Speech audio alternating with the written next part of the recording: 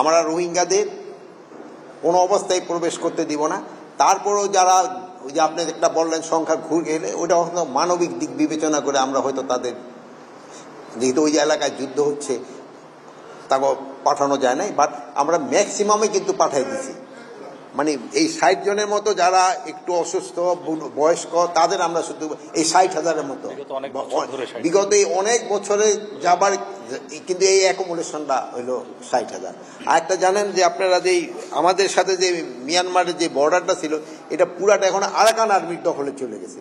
এই লাস্টের যে মংদু ইটা ছিল, ওইটাও কিন্তু আরাকান আর্মির দখলে চলে গেছে। এখন যে আমাদের বিজিবির যে তাদের সাথে যে বর্ডারে যে একটা কথাবার্তা বলা, এটাও কিন্তু ওইরকম তাদের সাথে কোনো জায়গা নাই। এই জন্য আমাদের তাদের সাথে কথা বলতে হলে এখন কোনো শিপে গিয়া হয়তো কথা বলতে হয়তো আনঅফিসিয়ালি, তাও কিন্তু অফিসিয়ালি করা যাচ্ছে না, যেহেতু এই একটা সমস্যা তো আছে।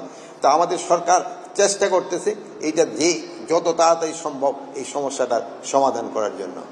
প্রত্যাবর্ষণ সম্বন্ধে আমি অত ডিটেল বলতে পারবো না, এটা আপনারা সে যদি জিজ্ঞেস করেন পররাষ্ট্র মন্ত্রণালয় এটা ভালো বলতে পারবেন। প্লাস আমাদের মাননীয় প্রধান উপদেষ্টা কিন্তু তার একজন স্পেশাল এনভয় নিয়োগ করে দিয়ে হয়েছে এটা করার জন্য, এবং আমরা সবাই একসাথে কাজ করছি।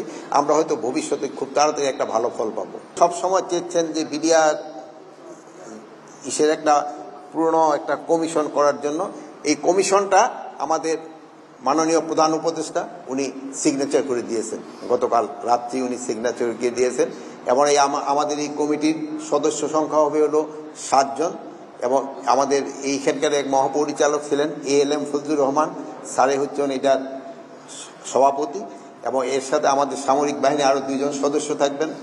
একজন আমাদের ইসে থেকে